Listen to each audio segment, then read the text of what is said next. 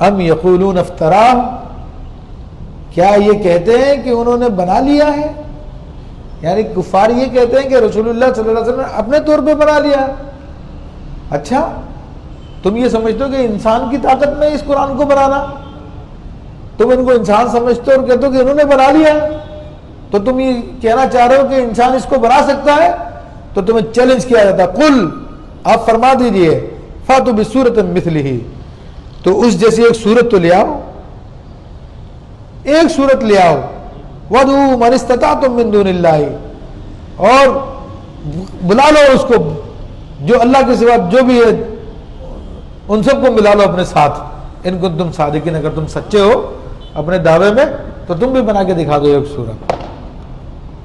تو اللہ نے یہ چیلنج کیا 1400 سال پہلے، اور آج تک چیلنج جو ہے ان کے سروں پہ قائم ہے۔ یہ آج تک کوئی یہودی، کوئی عیسائی، کوئی ہندو، کوئی کافر، کوئی بھی قرآن جیسی ایک آیت بھی نہیں بنا سکا، سورت تو دور کی بات ہے۔ بل کذبوا بما لم یحیطوا بعلمہ، بلکہ اسے جھٹلایا جس کے علم پہ قابو نہ پایا۔ ولما یاتہم تاویلہ، اور ابھی انہوں نے اس کا انجام نہیں دیکھا۔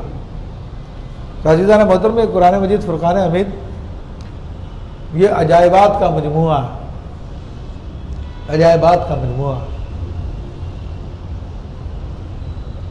یہ دیکھنے میں ہر آدمی کے لیے اتنا ہی کھلتا ہے جتنا اس کا اپنا علم ہے، یا جو علم لدنی کے اصول کے لیے اولیاء کے راستے پہ چلتا ہے تو ان کو اس میں سے کچھ دیا جاتا ہے، ورنہ محی الدین بن عربی رحمۃ اللہ علیہ فرماتے ہیں قرآن مجید فرقان حمید کی ہر آیت کے تحت 6000 علوم ہیں۔ کیا؟ 6000 علم ایک ایک آیت کے تحت ہے۔ تو اب کتنی آیتیں اس کی؟ 6666۔ اب ان کو 6000 سے ضرب کر لو تو پھر کتنا اس کا علم ہے، وہ کس پہ کتنا کھلتا ہے۔ لیکن ہم جیسے ظاہر بین لوگوں کے لیے یہ بات بھی بڑی حیرت کی ہے، جو قرآن نے غیب کی باتیں بتائی وہ بتائی ہیں۔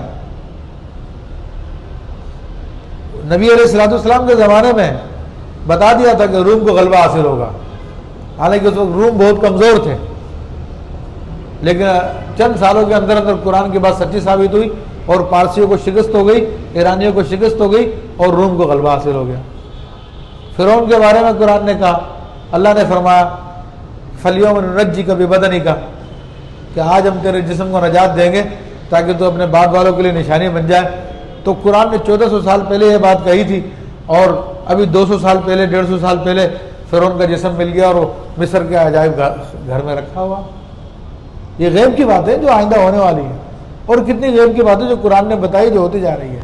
لیکن سائنسی علوم جن کو انسان جدید سائنٹیفک نالجز کے ذریعے حاصل کر رہا ہے، سائنس ایک عرصے سے ترقی کرتے کرتے آج اس مقام پہ پہنچی ہے، جن عقائد کو سائنس نے آج جدید آلات کے ذریعے معلوم کیا ہے، قرآن نے 1400 سال پہلے ان ساری حقیقتوں کو بیان کر دی۔ اب تو یہ حال ہے کہ لوگ قرآن کی آیتیں لے لے کے اس پہ جو ہے ریسرچ کر رہے ہیں اور پی ایچ ڈیاں کر رہے ہیں۔ قرآن کی کتنی آیتیں جن کو سائنس نے آج سمجھا، قرآن نے پہلے بتا دیا۔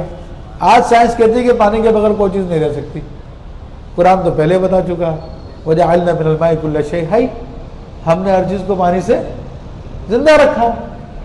آج لوگوں کو نوبل پرائز دیے جا رہے ہیں اس بات پہ کہ ہر مخلوق جوڑا جوڑا ہوتی ہے، چاہے وہ جاندار مخلوق ہو چاہے بے جان مخلوق ہو، ایک اس میں مذکر ہوتا ہے، ایک مؤنث ہوتا ہے، ایک پازیٹیو ہوتا ہے، ایک نیگیٹو ہوتا ہے۔ آج سائنس اس بات کو ثابت کر رہی ہے۔ ایون یہ کہ ہمارا کپڑا بھی بنتا ہے، یہ بھی 2 تاروں سے بنتا ہے۔ ہر چیز کے اندر آپ ایٹم کو بھی توڑیں گے تو اس میں پروٹون، نیوٹران یہ سب کے سب جو ہے نا، پازیٹیو نیگیٹو سب چیزیں اس میں موجود ہے۔ لوگوں کو جناب قرآن نے فرمایا کہ ہم نے ہر چیز کو جوڑا جوڑا پیدا کیا، لوگ جو ہے اس کے اوپر ریسرچ کر کے نوبل پرائز حاصل کر رہے ہیں۔ تو تمہارے پاس تو آج جدید معلومات آ گئی ہیں نا، تم نے تو تب معلوم کر لیا، تو 1400 سال پہلے کون سی جدید معلومات تھی؟ تو تمہیں ماننا پڑے گا یہ خدا کا کلام ہے، یہ رب عظیم کا کلام ہے، کسی انسان کا گڑا ہوا نہیں ہے۔